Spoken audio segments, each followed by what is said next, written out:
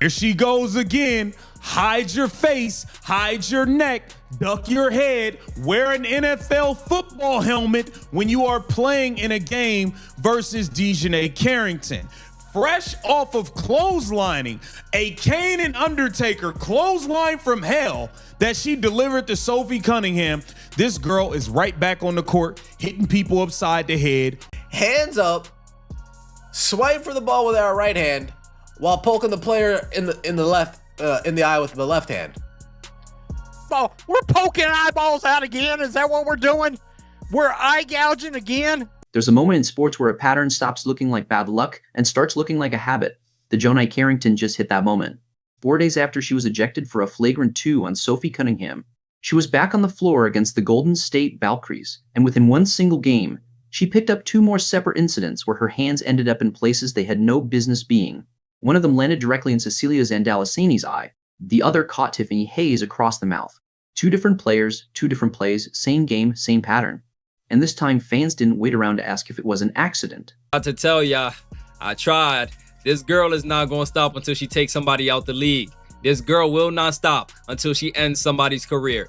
DiJonai Carrington, once again, with another dirty foul in less than a week. In just a couple of days apart from each other. A couple of days apart from the Sophie Cunningham hard foul. You have Mrs. Eye Poke. Mrs. Flagrant foul, I'm gonna grab your head, I'm gonna hit your head, upside your head, knock you out the air. Mrs. I'm gonna pull your hair. Mrs. I'm gonna whack you on the back of your head. Mrs. Long, nailed, sharp knobbed fingertips, DiJonai Carrington strikes. On the first play, Carrington was guarding Zandalesini on the perimeter. Her right hand legitimately went for the ball, but her left hand swept up and across. It landed square in Zandalesini's eye while both of Carrington's arms were raised. Then, later in the same game, Tiffany Hayes went up for a layup. Carrington jumped with her, and instead of getting anywhere near the basketball, she threw her arm down and caught Hayes directly across the mouth. Neither play got called a flagrant, neither got a technical. But Carrington did pick up a technical foul that game for arguing with the referee in the third quarter, which tells you something about the mood she was already in before either of those fouls happened. She put both hands up right after. But that's DiJonai's. Yeah, I gouged another white girl.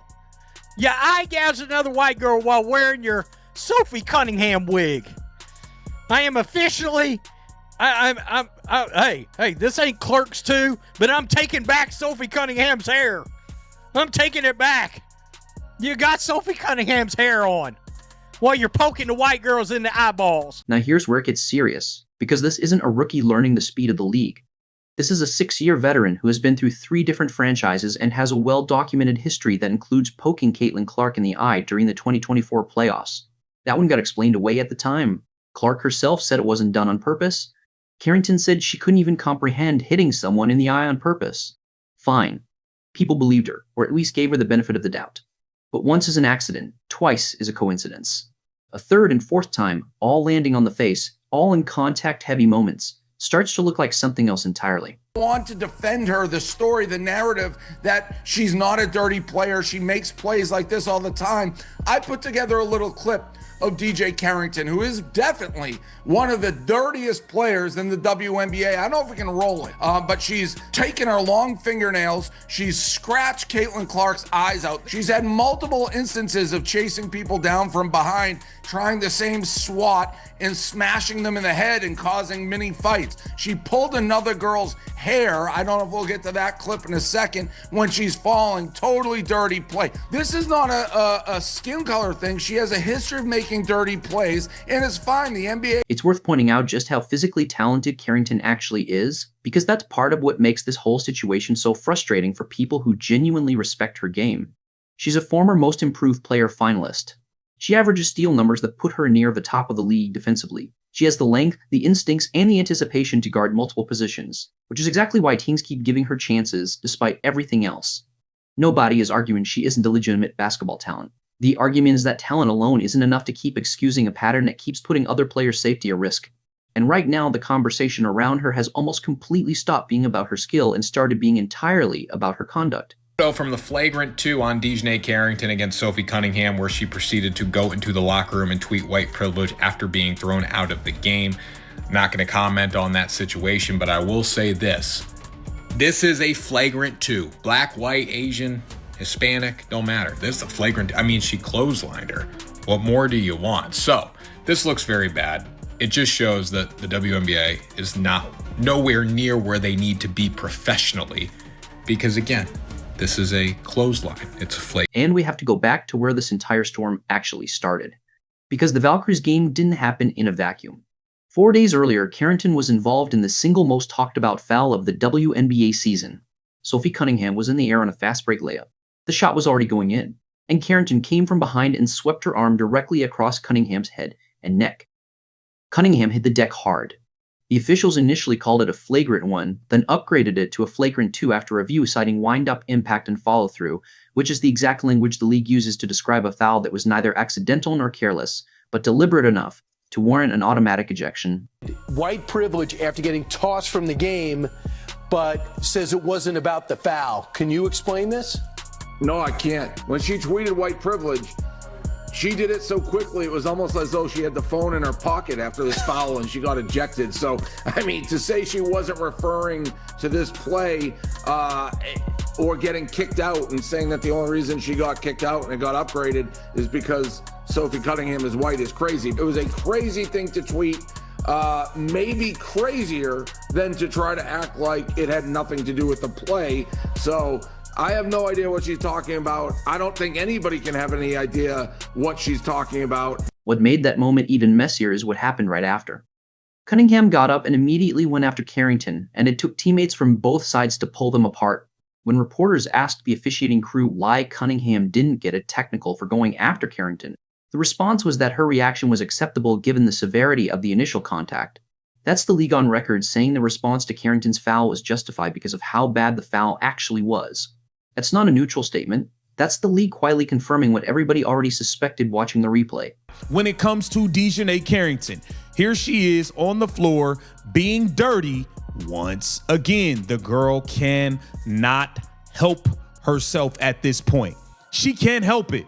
Take a look at this. Okay, you swing at the ball, but then you hit her all in the face with your other hand, and then you put your hands up like you didn't do nothing. You hitting her all in the face. Look at this.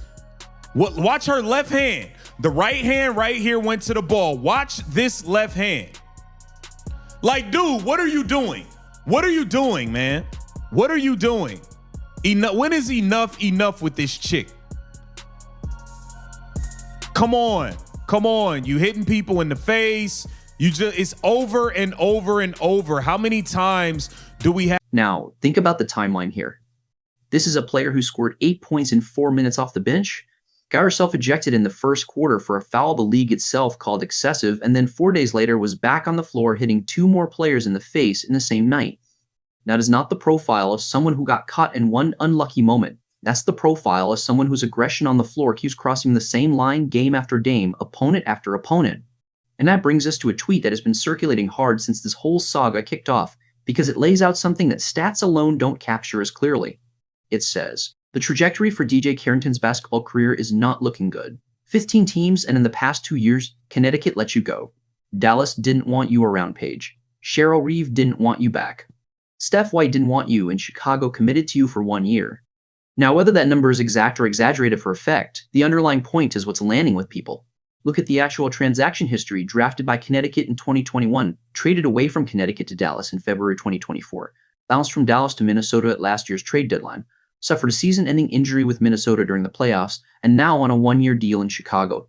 That's 4 organizations in roughly 2 years, if you count the short stints, and every single move has come with some version of a team deciding it was time to move on. You know, DiJonai Carrington damn near decapitated Sophie Cunningham's head. And even though she bloodied Sophie Cunningham's mouth, and even though she got ejected and ran straight to Twitter after being assessed a flagrant 2, and putting white privilege in caps while tagging the Indiana Fever, we the public, we the fans of the WNBA, we the fans of Sophie Cunningham, and we the fans of good basketball, we're just stupid because we inferred that DiJonai Carrington tweeting white privilege, of course, had something to do with the flagrant 2 and the ejection. But DiJonai is coming out to set the record straight, baby. She said that we're stupid, we lack critical thinking skills, and in no way, shape, or form would she ever use the the word of white. When a player keeps getting moved, sometimes it's about fit, sometimes it's about a rebuild, sometimes it's just business. Though when the pattern includes multiple head coaches essentially declining to bring her back, and when the most recent team only gave her a 1-year deal instead of anything longer, that's not a coincidence either. That's front offices and coaching staff quietly signaling that they like what she brings on the floor athletically, but they are not confident enough in the rest of the package to commit long-term. A 1-year deal in this league, especially for a player with her level of experience, is basically a trial run, not a vote of confidence. It was a social media post that turned the entire incident into a referendum on race and officiating, which meant she never actually had to answer the basketball question at all. And now, less than a week later, she's generating 2 more separate incidents in a single game. If the league wants to be taken seriously about supposedly zero-tolerance rules around dangerous contact, this is exactly the kind of case that tests whether that policy actually means anything, or if it only gets enforced when the internet forces their hand. Y'all, look at y'all favorite player. Went over Look, to one of watch the officials as you see Sarah Williams there. She trying to make it seem like a fan did something crazy to her, right? While I watch. At the moment. Look at what y'all looking at. They going to talk to that dude. They been trying to make him leave, right? She's trying to get somebody kicked out. So he look, he getting up. He end up leaving, right? He end up leaving. So they got to investigate. They got to investigate. Now look at the 4th quarter. Look at who you see back sitting out there. He's sitting right there. That's him right there. And see, these are the type of games that they play when they in the wrong, right? And it's not a coincidence that this stuff has happened because she's been dirty forever, but has she been getting people kicked out like that or attempting to get people kicked out like that? No. Now all of a sudden, now it's time to start kicking people out. Man, and fans have absolutely noticed. People aren't just saying she had a rough game anymore. They're saying she has a pattern, and patterns get names in this business. The nickname Eye Poker isn't new. It's been following her since the Clark incident back in 2024, but now it's being said with a lot less patience and a lot more edge because this time, it's not one isolated incident from over a year ago. It's 3 separate players, 3 separate faces, all within the span of a single week. The accountability part is where this really matters for Carrington, because after the Cunningham foul, instead of addressing the play itself, she posted about white privilege from the locker room. Whatever the intent behind that post, it meant the actual basketball question. Was that foul dangerous, and does she have a pattern of dangerous fouls? Got buried under a separate controversy for days. And now that the Valkyries game has happened, both storylines are colliding at once, and neither one makes her look like someone taking responsibility for what's happening on the floor.